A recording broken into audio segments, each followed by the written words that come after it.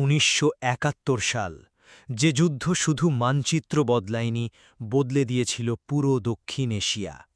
১৯৭১ সালের ডিসেম্বর, ঢাকার আকাশে ধোঁয়া, রাস্তায় ট্যাঙ্কের শব্দ। মানুষ জানে না পরের সকালটা আদৌ তারা দেখতে পারবে কিনা। একদিকে পাকিস্তানি সামরিক বাহিনীর দমন অভিযান, অন্যদিকে স্বাধীনতার দাবিতে ফেটে পড়া বাঙালিরা। কিন্তু এই যুদ্ধ শুধু পূর্ব পাকিস্তানের বিদ্রোহ ছিল না, এটা ছিল ভাষার জন্য যুদ্ধ, অধিকারের জন্য যুদ্ধ, পরিচয়ের জন্য যুদ্ধ। আর কয়েক সপ্তাহের মধ্যেই এই সংঘাত টেনে আনে ভারত, আমেরিকা, সোভিয়েত ইউনিয়ন, এমনকি পুরো বিশ্ব রাজনীতিকে। ৩ ডিসেম্বর ১৯৭১, পাকিস্তান ভারতের একাধিক বিমান ঘাঁটিতে হামলা চালায়। সেই মুহূর্ত থেকেই উপমহাদেশে শুরু হয় ইতিহাসের অন্যতম গুরুত্বপূর্ণ যুদ্ধ, ভারত-পাকিস্তান যুদ্ধ ১৯৭১। কিন্তু প্রশ্ন হল, কেন নিজের দেশের মানুষই পাকিস্তানের বিরুদ্ধে অস্ত্র তুলে নিয়েছিল? কেন লক্ষ লক্ষ মানুষ শরণার্থী হয়ে সীমান্ত পার হয়েছিল? আর কিভাবে জন্ম নিয়েছিল পৃথিবীর নতুন একটি দেশ, বাংলাদেশ? আজ আমরা জানব ১৯৭১ সালের সেই রক্তাক্ত ইতিহাস, যে ইতিহাস শুধু একটি দেশের স্বাধীনতার গল্প নয়, বরং অবহেলা, বৈষম্য আর প্রতিরোধের এক নির্মম অধ্যায়। সাল ১৯৭১। বাংলাদেশে স্বাধীনতার ডাক উঠতে শুরু করেছে, আর পাকিস্তান তখন ইতিহাসের কঠিনতম গৃহযুদ্ধের মধ্য দিয়ে যাচ্ছে। একদিকে বাংলাদেশের বিপ্লবীদের সঙ্গে পাকিস্তানি বাহিনীর রক্তক্ষয়ী সংঘর্ষ চলছে, অন্যদিকে বাংলাদেশ নিজেকে একটি স্বাধীন রাষ্ট্র হিসেবে ঘোষণা করেছে। এর মাঝেই ৩ ডিসেম্বর ১৯৭১ পাকিস্তান ভারতের বিরুদ্ধে অপারেশন চেঙ্গিস খান শুরু করে। পাকিস্তান তাদের বিমান বাহিনী দিয়ে ভারতের বেশ কিছু বিমান ঘাঁটিতে বোমা বর্ষণ করে, যার ফলে ভারত সরাসরি এই যুদ্ধে জড়িয়ে পড়ে। এভাবেই শুরু হয় ১৯৭১ সালের ভারত-পাকিস্তান যুদ্ধ। কিন্তু প্রশ্ন হল, পাকিস্তানের এই অভ্যন্তরীণ সংকটে ভারতের ভূমিকা কী ছিল? ১৯৪৭ সালে ব্রিটিশ শাসনের অবসানের পর কেন পূর্ব পাকিস্তান স্বাধীনতার দাবি তুলল? আর এই মহান মুক্তিযুদ্ধে ভারতের অবদানই বাকি ছিল। ঔপনিবেশিক কালে অবিভক্ত ভারত অসংখ্য ছোট বড় রাজ্যের সমাহার ছিল। প্রতিটি অঞ্চলের ছিল নিজস্ব ভাষা, ঐতিহ্য ও সংস্কৃতি। আজকের পশ্চিমবঙ্গ আর বাংলাদেশও সেই ইতিহাসের অংশ, যাকে তখন বঙ্গ বলা হতো।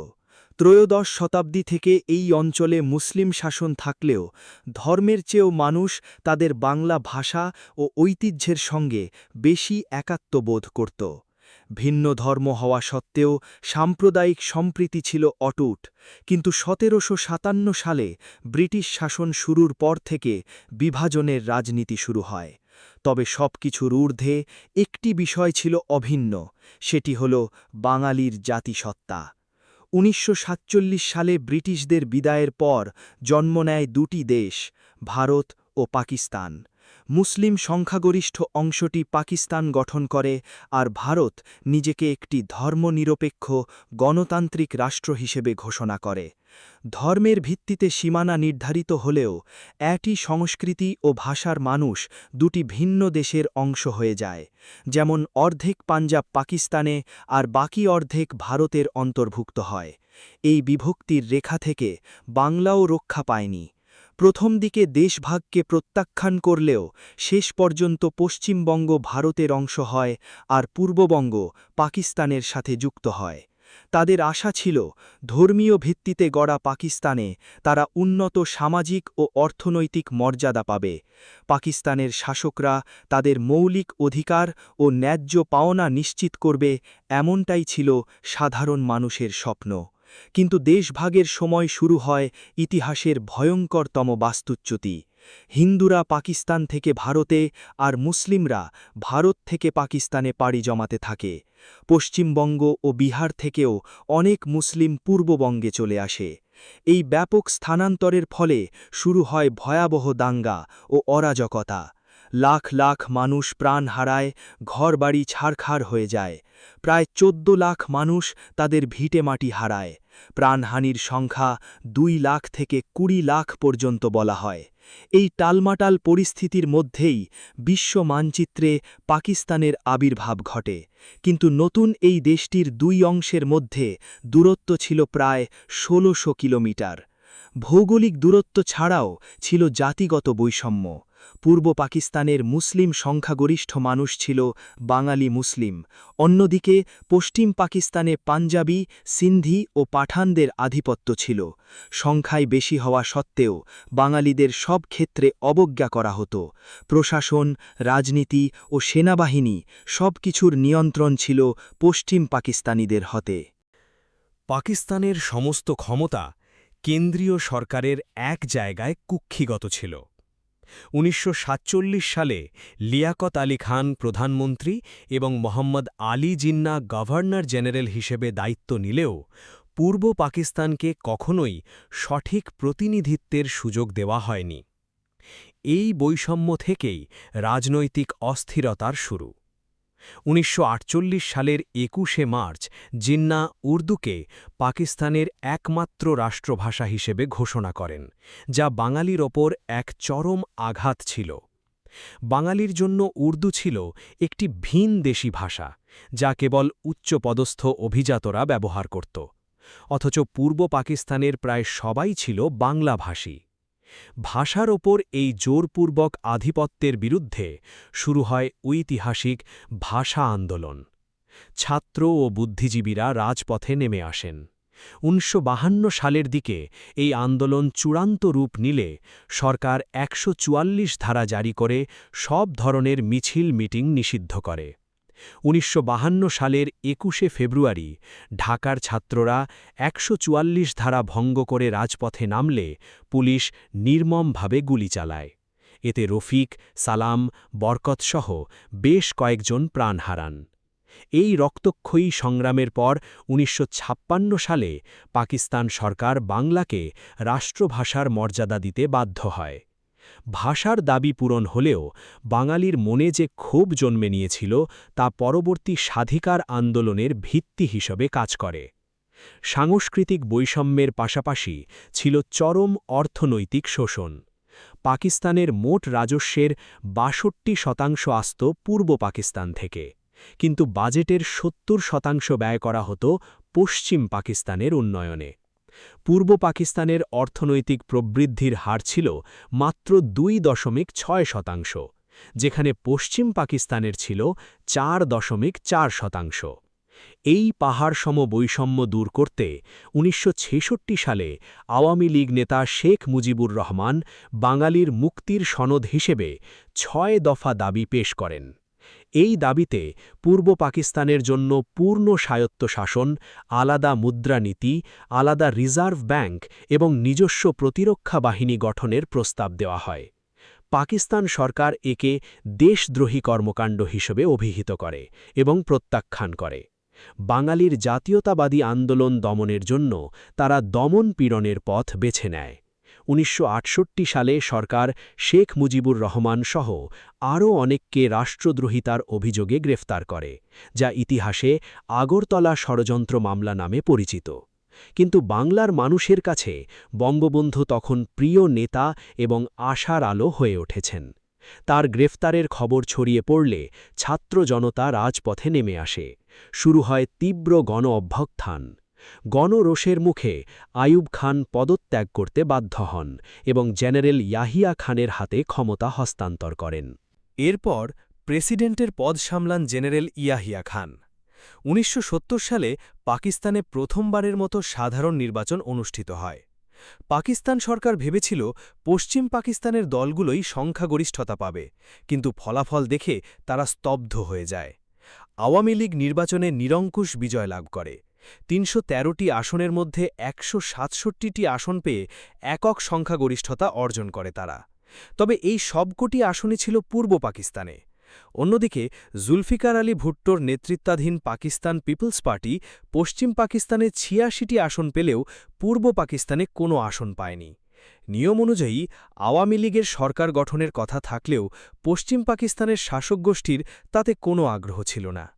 তাই ইয়াহিয়া খান ও জুলফিকার আলী ভুট্টো ষড়যন্ত্র শুরু করেন এবং জাতীয় পরিষদের অধিবেশন স্থগিত করার পরিকল্পনা করেন। ১৯৭১ সালের ১ মার্চ ইয়াহিয়া খান অনির্দিষ্টকালের জন্য অধিবেশন স্থগিত করে দেন। পূর্ব বাংলার মানুষ এই অন্যায় মেনে নেয়নি। রাজপথে শুরু হয় তীব্র প্রতিবাদ। প্রথমবারের মতো স্বাধীনতার স্লোগান ওঠে এবং বাংলাদেশ নামটি সারা বিশ্বে ছড়িয়ে পড়ে। বঙ্গবন্ধু শেখ মুজিবুর রহমান অসহযোগ আন্দোলনের ডাক দেন এবং সাধারণ মানুষ পাকিস্তান সরকারের সব আদেশ অমান্য করতে শুরু করে। মুক্তিকামী মানুষ সংগঠিত হয়ে গড়ে তোলে মুক্তি বাহিনী। তাদের লক্ষ্য ছিল মাতৃভূমিকে স্বাধীন করা। পরিস্থিতি নিয়ন্ত্রণের বাইরে চলে যাচ্ছে দেখে পাকিস্তান সেনাবাহিনী বিদ্রোহ দমনের নামে পৈশাচিক পরিকল্পনা করে। ১৯৭১ সালের মার্চ মাসে পশ্চিম পাকিস্তান থেকে বিমানে ও জাহাজে করে হাজার হাজার সৈন্য ঢাকায় আনা হয়। তারা মুক্তিবাহিনীকে দমন করতে স্থানীয় দোসরদের নিয়ে গঠন করে শান্তি কমিটি।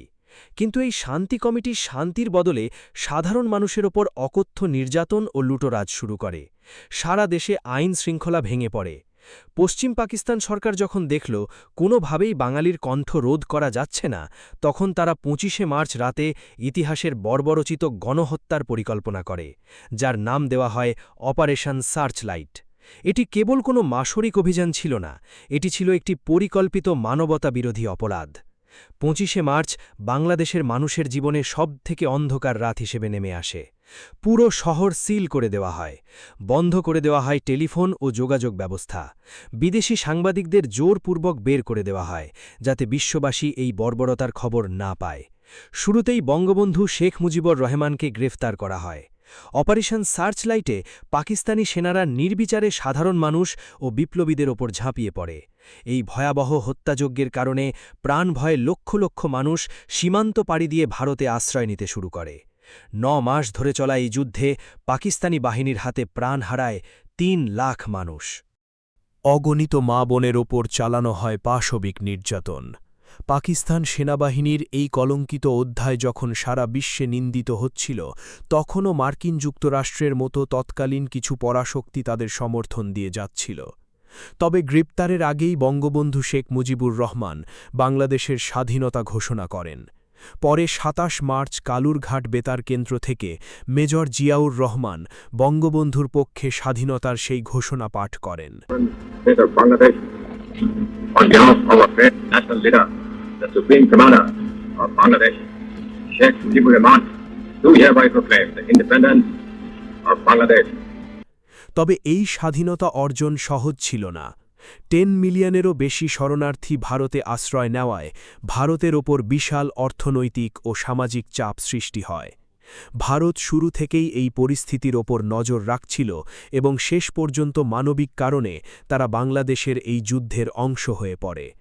ভারত সরকার প্রবাসী বাংলাদেশ সরকারকে কলকাতায় আশ্রয় দেয় এবং আন্তর্জাতিক জনমত গড়ে তুলতে সাহায্য করে। ১০ এপ্রিল ১৯৭১-এ মুজিবনগরে বাংলাদেশের অস্থায়ী সরকার গঠন করা হয়। শেখ মুজিবুর রহমানকে রাষ্ট্রপতি এবং তাজউদ্দিন আহমদকে প্রধানমন্ত্রী নির্বাচিত করা হয়।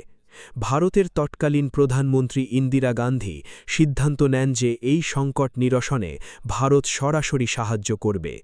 ২৮ এপ্রিল তিনি ভারতের তৎকালীন সেনাপ্রধান জেনারেল স্যাম মানেকশকে যুদ্ধের প্রস্তুতি নিতে বলেন। কিন্তু মানেকশ বিচক্ষণতার পরিচয় দিয়ে তখন যুদ্ধ শুরু না করার পরামর্শ দেন। তিনি জানান যে বর্ষাকালে বাংলাদেশ জলমগ্ন থাকে, যা যুদ্ধের জন্য প্রতিকূল। তিনি শীতকালে অর্থাৎ নভেম্বর-ডিসেম্বরে আক্রমণের প্রস্তাব দেন এবং ইন্দিরা গান্ধী তাকে পূর্ণ স্বাধীনতা দেন। এর মধ্যে ভারতীয় সেনাবাহিনী মুক্তিবাহিনীকে গেরিলা যুদ্ধ ও আধুনিক সমরাস্ত্রের প্রশিক্ষণ দিতে শুরু করে। ভারত তখনও সরাসরি যুদ্ধে জড়ায়নি, বরং পরোক্ষভাবে মুক্তিবাহিনীকে সব ধরনের সহযোগিতা দিচ্ছিল। অবশেষে ৩ ডিসেম্বর ১৯৭১-এ পরিস্থিতি নাটকীয়ভাবে বদলে যায়। পাকিস্তান যখন ভারতের ১১টি বিমান ঘাঁটিতে একযোগে বিমান হামলা বা অপারেশন চেঙ্গিস খান শুরু করে, তখন তারা তাদের ইতিহাসের সবচেয়ে বড় ভুলটি করে। অমৃতসর, আগ্রা, শ্রীনগর সহ বিভিন্ন স্থানে বোমা বর্ষণের মাধ্যমে তারা ভারতকে সরাসরি যুদ্ধে টেনে আনে। সেদিন সন্ধ্যায় ইন্দিরা গান্ধী অল ইন্ডিয়া রেডিওর মাধ্যমে জাতির উদ্দেশ্যে ভাষণে জানান যে পাকিস্তান ভারতের ওপর হামলা চালিয়েছে এবং এখন এর যোগ্য घंटे জবাব पहले দেওয়ার সময় करीब এসেছে। 5:30 बजे शाम के 3 दिसंबर पाकिस्तान ने हमारे ऊपर एक हमला किया। पाकिस्तानी हवाई जहाज़ों ने हमारे अमृतसर, पठानकोट, श्रीनगर, अवंतीपुर, उत्तरलाई, जोधपुर, अंबाला और आगरे के हवाई अड्डों पर बमबाजी की। पश्चिमी पाकिस्तान की लड़ाई थी, वो लड़ाई भारत पर भी आ गई है। इस चुनौती का सामना जोरों से करना है। मुझे जरा भी संदेह नहीं है कि विजयी भारत की जनता की, भारत की बहादुर सेना की होगी। পশ্চিম পাকিস্তানের চাপিয়ে দেওয়া এই যুদ্ধ ভারতের জন্য এক বড় চ্যালেঞ্জ হয়ে দাঁড়ায়। আমাদের এই আক্রমণ সাহসের সাথে মোকাবিলা করতে হবে। আমার বিন্দুমাত্র সন্দেহ নেই যে বিজয় হবে ভারতের জনগণের এবং ভারতের সাহসী সেনাদের। ইন্দিরা গান্ধীর এই বজ্রকণ্ঠের ঘোষণার পর ভারতীয় বাহিনী পূর্ণ শক্তিতে ঝাঁপিয়ে পড়ে। পাকিস্তান ভেবেছিল আকস্মিক হামলায় ভারতীয় বিমানবাহিনীকে শুরুতেই পঙ্গু করে দেবে, কিন্তু তাদের লক্ষ্যভ্রষ্ট হওয়ার সুযোগে ভারতীয় পাইলটরা তৎক্ষণাৎ সজাগ হয়ে ওঠেন।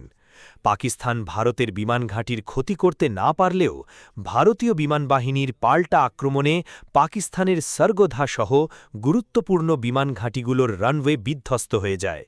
পশ্চিম পাকিস্তানের রানওয়েগুলোর অবস্থা এতটাই শোচনীয় হয়ে পড়ে যে কয়েকদিন পর্যন্ত তারা কোনো বিমান উড্ডয়ন করতে সক্ষম হয়নি। একইভাবে পূর্ব পাকিস্তানেও ভারতীয় বাহিনী ক্ষিপ্র গতিতে কাজ শুরু করে। মাত্র দুদিনের মধ্যে চট্টগ্রাম, যশোর এবং কুর্মিটোলার মতো গুরুত্বপূর্ণ ঘাঁটিগুলো ধ্বংস করে দেওয়া হয়। 4 ডিসেম্বর ভারতীয় নৌবাহিনীও পাল্টাচলক হিসাবে অপারেশন ট্রাইডেন্ট শুরু করে। করাচি বন্দর ছিল পাকিস্তান নৌবাহিনীর সদর দপ্তর এবং তাদের সামুদ্রিক বাণিজ্যের প্রধান কেন্দ্র। এটি ধ্বংস করা মানেই পাকিস্তানের অর্থনীতি পঙ্গু করে দেওয়া। নৌবাহিনীর অ্যাডমিরাল এস.এম. নন্দার নেতৃত্বে 25তম স্কোয়াড্রনের কমান্ডার বব যাদবকে এই দুঃসাহসিক আক্রমণের দায়িত্ব দেওয়া হয়। তাদের কমান্ডে ভারতীয় নৌবাহিনীর একটি দল করাচি উপকূল থেকে 460 কিলোমিটার দূরে অবস্থান নেয়। তারা রাতের অন্ধকারের অপেক্ষা করছিল, কারণ অন্ধকারে পাকিস্তানি বিমানবাহিনীর পক্ষে ছোট মিসাইল বোটগুলো শনাক্ত করা ছিল প্রায় অসম্ভব। সন্ধ্যার দিকে ভারতীয় নৌবাহিনী করাচি বন্দরের 330 কিলোমিটারের মধ্যে চলে আসে। তাদের বহরে ছিল আইএনএস নিপাত, আইএনএস নির্ঘাত এবং আইএনএস বীরের মতো শক্তিশালী মিসাইল বোট এবং 2টি অ্যান্টি সাবমারিন করভেট। রাত যখন গভীর, ঠিক তখনই ভারতীয় যুদ্ধজাহাজগুলো করাচি থেকে 130 কিলোমিটার দূরে পাকিস্তানি যুদ্ধজাহাজের অবস্থান শনাক্ত করে। প্রথমে আইএনএস নির্ঘাত মিসাইল ছুড়ে পাকিস্তানের ডেস্ট্রয়ার জাহাজ পিএনএস খাইবারকে টুকরো টুকরো করে দেয়। এরপর আইএনএস বীর এবং আইএনএস নিপাতও তাদের ধ্বংসযজ্ঞ শুরু করে। পাকিস্তানি জাহাজ পিএনএস চ্যালেঞ্জার এবং পিএনএস মুহাফিজকেও মিসাইল ছুড়ে সমুদ্রের অতল গহ্বরে পাঠিয়ে দেওয়া হয়। এই অপারেশনে করাচির কিয়ামারি তেল স্টোরেজ ট্যাঙ্কগুলোতে আঘাত হানা হয়। তেলের ট্যাঙ্কারে লাগা সেই আগুন নেভাতে পাকিস্তানের দীর্ঘ 7 দিন সময় লেগেছিল। সারা বিশ্বের সংবাদ মাধ্যমগুলো ভারতীয় নৌবাহিনীর এই সফল আক্রমণকে সবচেয়ে বড় বনফায়ার হিসাবে আখ্যা দেয়। এর জবাবে পাকিস্তান নৌবাহিনী ভারতের ওখা বন্দরে বোমা বর্ষণের চেষ্টা করে প্রতিশোধ নিতে চেয়েছিল, কিন্তু সতর্ক ভারতীয় নৌবাহিনী আগেই তাদের জাহাজগুলো নিরাপদ স্থানে সরিয়ে নেওয়ায় পাকিস্তানের সব প্রচেষ্টা ব্যর্থ হয়। ভারতীয় নৌবাহিনীর ইতিহাসে এটিই ছিল প্রথম অপারেশন যেখানে অ্যান্টিশিপ মিসাইল ব্যবহৃত হয়। আজও 4 ডিসেম্বর দিনটিকে ভারতীয় নৌবাহিনী দিবস হিসাবে পালন করা হয়। এছাড়াও পাকিস্তান নৌবাহিনী এই যুদ্ধে সবচেয়ে বেশি আতঙ্কিত ছিল আইএনএস বিক্রান্তকে নিয়ে। তারা জানত বিক্রান্তের উপস্থিতিতে বঙ্গোপসাগরে তাদের পরাজয় নিশ্চিত, তাই তারা তাদের সাবমেরিন পিএনএস গাজীকে বিক্রান্ত ধ্বংস করার মিশনে পাঠায়, কিন্তু ভারতীয় গোয়েন্দা সংস্থা আগেই এই ষড়যন্ত্রের খবর পেয়ে যায়। বিশাখাপত্তনম বন্দরে আইএনএস বিক্রান্ত দাঁড়িয়ে আছে এমন বিভ্রান্তিকর সিগন্যাল প্রচার করা হয়। প্রকৃতপক্ষে সেখানে ছিল আইএনএস রাজপুত। পাকিস্তান নৌবাহিনী এই ফাঁদে পা দেয়। যখন পিএনএস গাজী বিশাখাপত্তনম বন্দরের কাছে পৌঁছায়, তখনই আইএনএস রাজপুত থেকে ডেপথ চার্জ ছুড়ে হামলা চালানো হয়। এই অতর্কিত হামলায় পিএনএস গাজী সমুদ্রের নিচেই ধ্বংস হয়ে যায়। ৪ ডিসেম্বর রাতে পাকিস্তান রাজস্থানের লঙ্গোওয়ালা পোস্ট দিয়েও ভারতকে আক্রমণ করে। তাদের কাছে তথ্য ছিল যে সেখানে ভারতীয় সৈন্য সংখ্যা খুব কম। এই সুযোগে তারা রামগড় ও জয়সলমীর হয়ে দিল্লি পর্যন্ত পৌঁছানোর পরিকল্পনা করেছিল। এই উদ্দেশ্যে পাকিস্তান ২,০০০ সৈন্য এবং প্রায় ৫৯টি ট্যাঙ্ক নিয়ে অগ্রসর হয়। লঙ্গোওয়ালা পোস্টে তাদের মুখোমুখি দাঁড়ায় ভারতীয় সেনাবাহিনীর ২৩তম ব্যাটালিয়ন পাঞ্জাব রেজিমেন্টের একটি কোম্পানি, যার নেতৃত্ব ছিলেন মেজর কুলদীপ সিং চাঁদপুরি। ৭ই ডিসেম্বর পর্যন্ত চলা এই যুদ্ধে পাকিস্তানের বিশাল পরিকল্পনা ধূলিসাৎ হয়ে যায়। মাত্র ১২০ জন ভারতীয় সৈনিক বীরত্বের সাথে পাকিস্তানের হাজার হাজার সৈন্য আর ট্যাঙ্কের বহরকে রুখে দেয়। মেজর চাঁদপুরি জানতেন যে ভোর হওয়ার আগে বিমান বাহিনীর সাহায্য পাওয়া সম্ভব নয়, তাই তিনি উঁচু বালির টিলার সুবিধা নিয়ে পাকিস্তানি ট্যাঙ্কগুলোকে আটকে রাখার কৌশল সাজান। এগোতে গিয়ে পাকিস্তানি ট্যাঙ্কগুলো ভারতীয়দের পাতা কাঁটা দাঁড়ের বেড়াকে মাইনফিল্ড ভেবে বিধায় পড়ে যায় এবং বালুতে আটকে যেতে শুরু করে। ভোর হতেই ভারতীয় বিমান বাহিনীর হান্টার বিমানগুলো আকাশের দখল নেয় এবং ওপর থেকে পাকিস্তানি ট্যাঙ্কের ওপর মুহুর্মুহু গোলাবর্ষণ শুরু করে। এই রণক্ষেত্রে পাকিস্তান বহু ট্যাঙ্ক এবং অসংখ্য সৈন্য হারায়। লঙ্গোওয়ালার এই জয় ভারতের জন্য এক বিশাল সাফল্য হিসেবে গণ্য হয়। ১৯৭১-এর এই যুদ্ধে ভারত পাকিস্তানের প্রায় ৩৬০০ বর্গ কিলোমিটার এলাকা নিজের নিয়ন্ত্রণে নিয়ে আসে। ভারতীয় নৌবাহিনী এবং সেনাবাহিনী একযোগে কাজ করে পাকিস্তানের মনোবল পুরোপুরি ভেঙে দেয়। করাচি বন্দরে প্রথম দফার হামলার পর ভারতীয় নৌবাহিনী দ্বিতীয় দফার আক্রমণের পরিকল্পনা করে, যার কোড নাম ছিল অপারেশন পাইথন। ৮ই ডিসেম্বর রাতে মিসাইল বোট আইএনএস বিনাশ সাথে আইএনএস তলোয়ার এবং আইএনএস ত্রিশূল নিয়ে করাচির দক্ষিণ দিকে অগ্রসর হয়।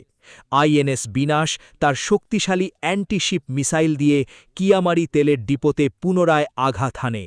এই আক্রমণে করাচির প্রায় ৫০% জ্বালানি তেলের মজুদ ধ্বংস হয়ে যায়। এক রাতেই পাকিস্তানের প্রায় $৩ বিলিয়ন অর্থনৈতিক ক্ষতি হয়।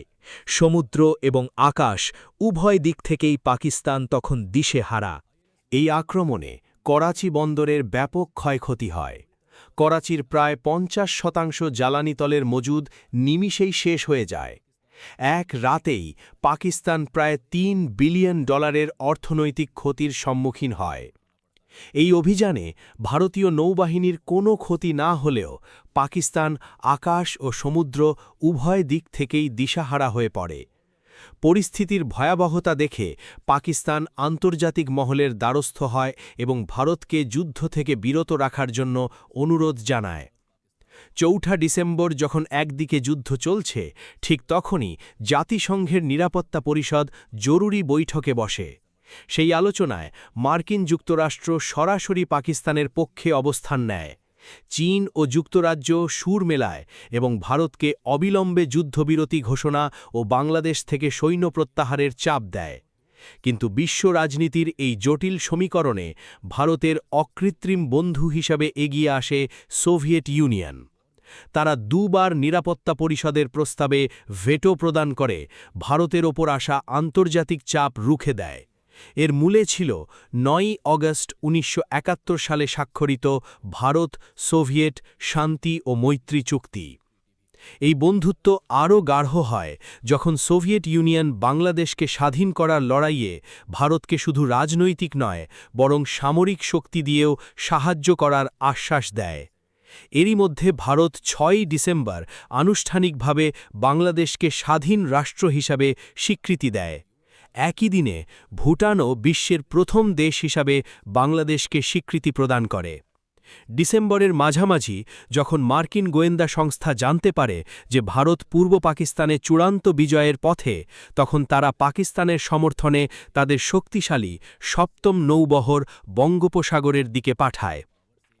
এই নৌবহরের মধ্যমণি ছিল বিশাল এয়ারক্রাফট ক্যারিয়ার ইউএসএস এন্টারপ্রাইজ, যা পারমাণবিক শক্তিচালিত এবং প্রায় ৭০টি যুদ্ধবিমান বহনে সক্ষম।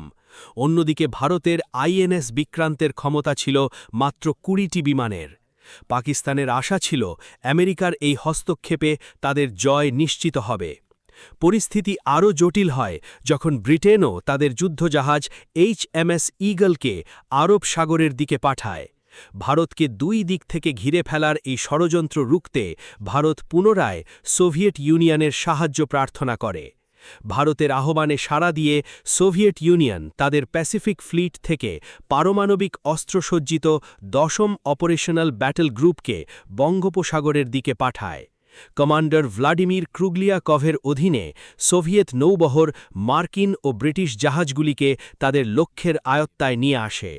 ব্রিটিশ ও আমেরিকান বাহিনী যখন দেখল যে বঙ্গোপসাগরে সোভিয়েত নৌবাহিনী আগে থেকেই শক্ত অবস্থান নিয়েছে, তখন তারা সরাসরি সংঘর্ষ এড়াতে পিছিয়ে যায়। ব্রিটিশ জাহাজ ম্যাডাগাস্কারের দিকে সরে যায় এবং মার্কিন ৭ম নৌবহরও পিছু হটে। সোভিয়েত ইউনিয়নের এই বলিষ্ঠ সমর্থনে ভারতীয় নৌ ও স্থলবাহিনী চূড়ান্ত আঘাত হানার সুযোগ পায়। ভারতীয় নৌবাহিনী সমুদ্রপথ পুরোপুরি অবরুদ্ধ করে দেওয়ায় পাকিস্তানের রসদ সরবরাহ বন্ধ হয়ে যায়, আর স্থলপথে মুক্তিবাহিনী পাকিস্তানি সেনাদের জন্য যমদূত হয়ে দাঁড়ায়। ১২ই ডিসেম্বরের মধ্যে পাকিস্তান পরাজয়ের দ্বারপ্রান্তে পৌঁছে যায়। পশ্চিম পাকিস্তানের প্রায় ১৩,০০০ বর্গ কিলোমিটার এলাকা তখন ভারতীয় বাহিনীর দখলে। কোনো উপায় না দেখে জুলফিকার আলী ভুট্টো আবারও আমেরিকার সাহায্য নিতে নিউ ইয়র্কে যান এবং যুদ্ধবিরতির প্রস্তাব তোলার চেষ্টা করেন, কিন্তু ততক্ষণে অনেক দেরি হয়ে গেছে। পূর্ব পাকিস্তানে নিয়োজিত পাকিস্তানি সেনারা তখন ভারতের সামনে আত্মসমর্পণের প্রস্তুতি নিচ্ছে। নিজের দেশের এই অসহায়ত্ব সইতে না পেরে ভুট্টো জাতিসংঘ ত্যাগ করেন। পরিস্থিতি তখন স্পষ্ট।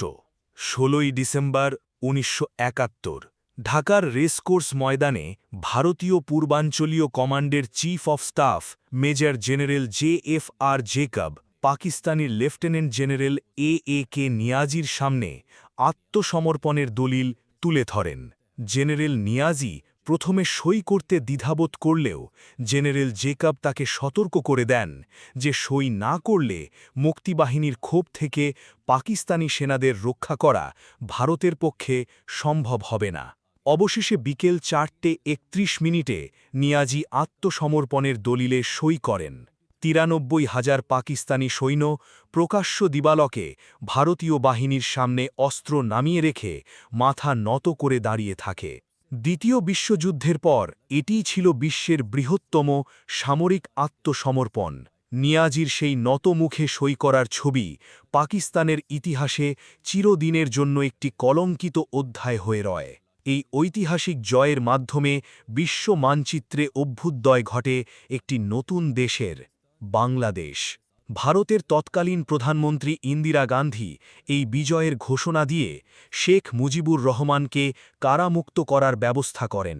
১০ই জানুয়ারি ১৯৭২ জাতির পিতা বঙ্গবন্ধু শেখ মুজিবুর রহমান তার স্বাধীন বাংলাদেশে ফিরে আসেন এবং প্রথম রাষ্ট্রপতির দায়িত্ব গ্রহণ করেন।